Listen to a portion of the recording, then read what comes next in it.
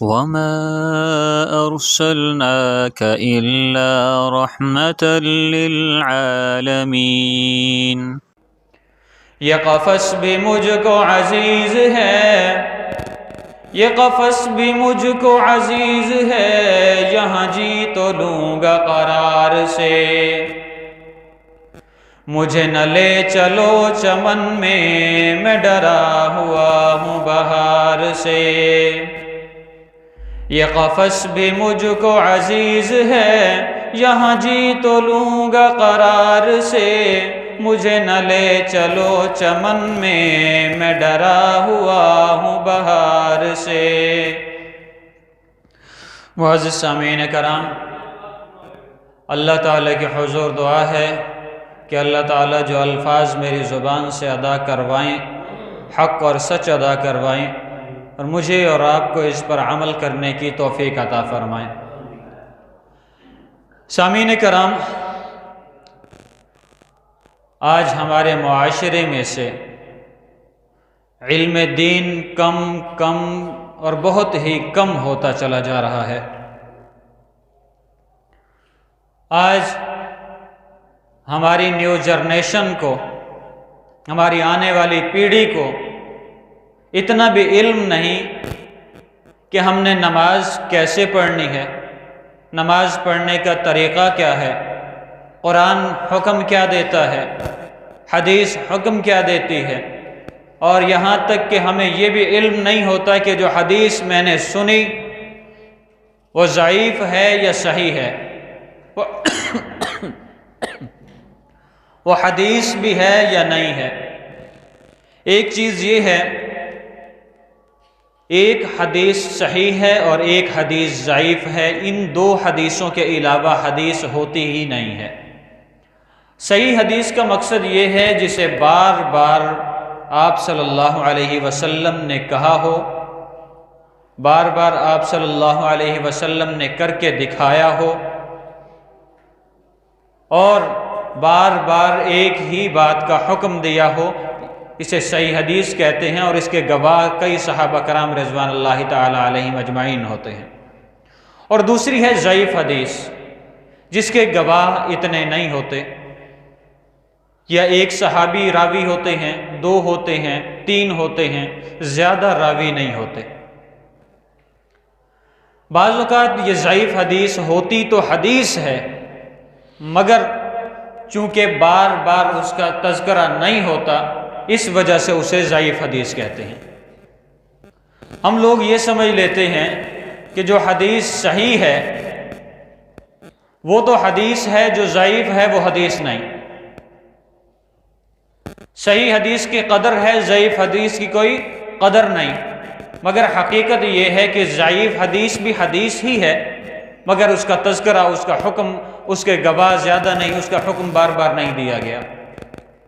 اور صحیح حدیث وہ ہے جسے بار بار حکم دیا گیا، بار بار کر کے دکھایا گیا، اور کئی صحابہ کرام رضوان اللہ تعالی علیہم اجمعین اس کے گواہ ہیں۔ اور وہ چیز جو بلا وجہ محمد الرسول اللہ صلی اللہ علیہ وسلم سے اخذ کر دی جائے، اسے حدیث نہیں کہتے، بلکہ اسے آپ صلی اللہ علیہ وسلم پر تہمت لگانا کہتے ہیں، آپ صلی اللہ علیہ وسلم پر الزام تراشی کرنا کہتے ہیں، اسے جھوٹ کہتے ہیں۔ اور قرآن پاک میں اللہ تعالیٰ فرماتے ہیں لعنت اللہ علی الکاذبین، کہ جھوٹ بولنے والے سب کے سب، یہ نہیں کہ اس نے چھوٹا جھوٹ بولا، اس نے بڑا بولا، اس نے درمیانہ جھوٹ بول دیا، یہ جی کاروبار کی حد تک جھوٹ بولتا ہے، یہ اپنے رشتہ داروں کی حد تک، یہ اپنی اولاد کی حد تک، یہ اپنے معاشرے کی حد تک جھوٹ بولتا ہے۔ معاشرتی جھوٹا سب سے بڑا جھوٹا ہے، کاروباری جھوٹا اس سے کم درجے کا ہے۔ درجات ہم نے دیے، اللہ نے قرآن میں سب کے سب جھوٹوں پر لعنت بھیجی ہے۔ اور اللہ رب العزت نے قرآن پاک کو اتنا آسان کر دیا کہ آج مسلمانوں کے کئی گھرانوں میں قرآن پاک کی اہمیت اور قرآن پاک کے حفاظ موجود ہیں۔ ایک مرتبہ خلیفہ عبد الملک بن مروان انہوں نے اعلان کیا کہ میں اپنے بیٹے کا نکاح کرنا چاہتا ہوں، میرے ملک میں، میرے اس شہر میں کسی گھر میں اگر حافظہ بچی ہے تو وہ رات کو اپنے گھر کے روشن دان میں دیا جلا کر رکھیں گے تاکہ میں اس گھر سے اپنے بیٹے کا نکاح اپنے بیٹے کا رشتہ لے لوں۔ رات کو جب اپنے قلعہ پر چڑھ کے دیکھا تو پورا شہر روشنیوں سے جگمگا رہا تھا، ہر گھر میں دیا جل رہا تھا۔ اگلے دن پھر اعلان کیا کہ قرآن کی حافظہ ہونے کے ساتھ ساتھ جو لڑکی موطا بن مالک کی حافظہ ہے وہ اپنے گھر کے روشن دان میں دیا جلائے گی۔ جب یہ حکم جاری کیا گیا، شام کو دیکھا آدھا شہر روشنیوں سے جگمگا رہا تھا۔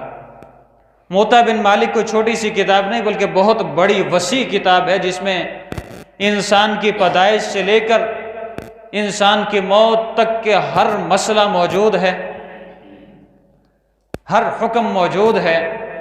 عورت کو زندگی کیسے گزارنی چاہیے اس میں لکھا ہے، مرد کو کیسے گزارنی چاہیے اس میں لکھا ہے، اپنے بچوں کی تعلیم کس طریقے کی ہونی چاہیے یہ بھی اس میں موجود ہے، اور یہ بہت ہی وسیع کتاب ہے۔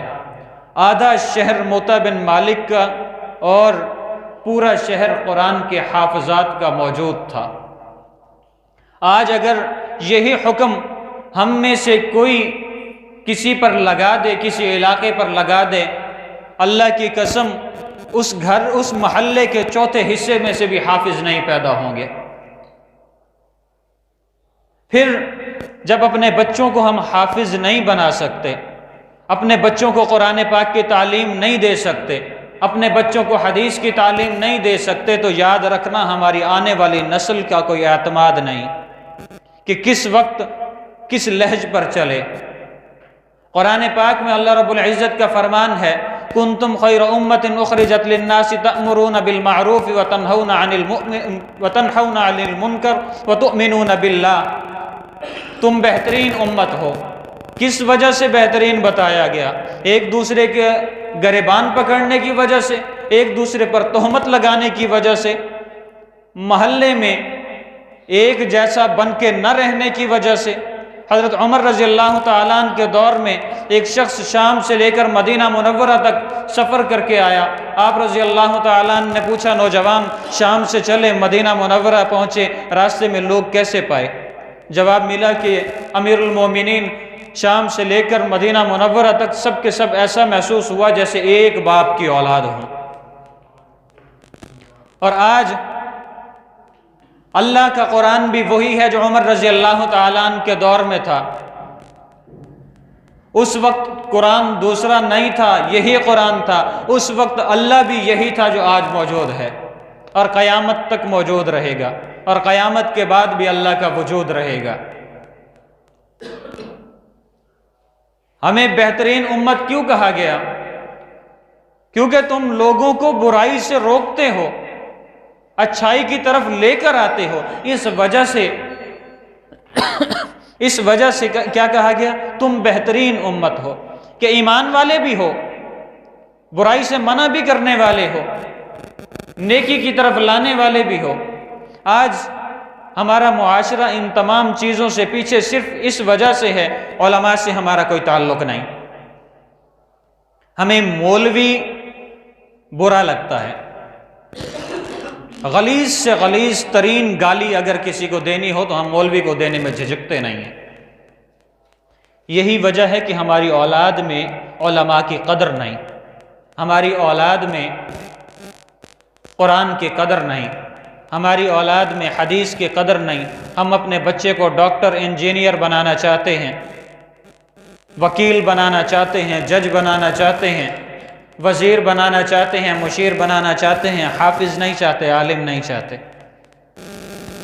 اور اگر غلطی سے کوئی حافظ بن گیا یا غلطی سے کوئی عالم بن بھی گیا تو ہم اسے اتنا ذلیل و رسوا کرتے ہیں کہ وہ اپنے آنے والی نسل کو وصیت کر کے مرتا ہے کہ کبھی مولوی نہ بننا۔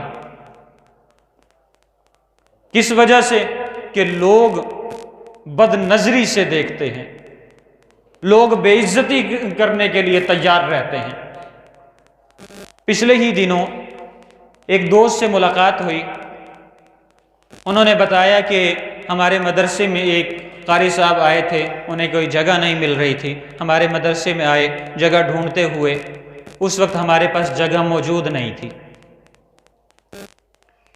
ہم نے انکار کر دیا، وہ وہاں سے واپس چلے گئے۔ کچھ عرصے کے بعد دوبارہ ہمارے پاس قاری صاحب کی جگہ خالی ہوئی، ہم نے روابط کیے، ان قاری صاحب سے بات کی تو انہوں نے کہا کہ نہیں جی اب میرا کام لگا ہوا ہے۔ کہتے ہیں میں نے سوچا کسی مدرسے میں یا مسجد میں ہوں گے، میں نے پوچھا کہ کس جگہ پر امامت یا درس و تدریس کا نظام چل رہا ہے؟ جواب ملا کہ امامت بھی نہیں کر رہا، درس و تدریس بھی نہیں، اس وقت میں لاہور کی ایک فیکٹری میں بوتلوں کی چھانٹی کا کام کرتا ہوں۔ تو کہتے ہیں میں نے سوال کیا کہ ماشاءاللہ اچھے خاصے قاری ہیں آپ، عالم ہیں، آپ بوتلوں کی چھانٹی کا کام ایک فیکٹری میں کر رہے ہیں؟ جواب ملا کہ میں جس جگہ پر گیا وہاں پہ 12,000 سے زیادہ کوئی مجھے وظیفہ نہیں دے رہا تھا، 12,000 میں میرے بچوں کا گزر بسر نہیں ہوتا، اس وجہ سے میں نے اس کام کو چھوڑ کر فیکٹری میں بوتلوں کی چھانٹی کا کام شروع کیا، اب الحمدللہ مجھے یہاں سے 30-35 ہزار مل جاتا ہے۔ لعنت ہے ایسی انسانیت پر جہاں پہ انسانیت ہی مر جاتی ہے کسی عالم کو بے روزگار چھوڑنے پر۔ ہم لوگ یہ نہیں سوچتے کہ ہم ایک عالم کے ساتھ کر کیا رہے ہیں اور ہماری آنے والی نسل مسلمان بھی ہوگی یا کافروں میں شمار ہوگی۔ ہمیں یہ علم ہی نہیں کہ ہم کر کیا رہے ہیں اور کس طریقے سے کر رہے ہیں۔ ہمیں بس مسجد صاف ملنی چاہیے، مدرسہ صاف ملنا چاہیے، بالکل ہر چیز کلین ہونی چاہیے۔ اگر کہیں پہ مٹی نظر آئی تو مولوی کو برا بھلا کہیں گے، اگر واش روم گندے ہیں تو مولوی کو برا بھلا کہیں گے۔ کیا اس وقت ہمیں شرم نہیں آنی چاہیے کہ جب ایک مصلی پر کھڑا ہونے والا امام آپ کے واش روم کو صاف کر رہا ہوگا؟ ہم کبھی یہ برداشت نہیں کریں گے کہ باپ واش روم صاف نہ کرے اپنے بیٹے سے، کہ بڑی شرم آتی ہے کہ یار میرا بیٹا برش اٹھا کے واش روم صاف کر رہا تھا۔ حالت دیکھو، میں ہوں ابھی زندہ ہوں، اپنی بیوی سے لڑ جھگڑ لیتے ہیں، مگر جس کے پیچھے کھڑے ہو کے اقتدا کرتے ہیں، مقتدی بنتے ہیں، ہم اسے نہیں دیکھتے کہ وہ واش روم بھی وہی صاف کرتا ہے اور باتیں بھی ہماری وہی سنتا ہے۔ اللہ تعالیٰ مجھے اور آپ کو دین حمید کو صحیح معنوں میں سمجھنے اور اس پر عمل کرنے کی توفیق عطا فرمائے۔ وآخر دعوانا الحمدللہ۔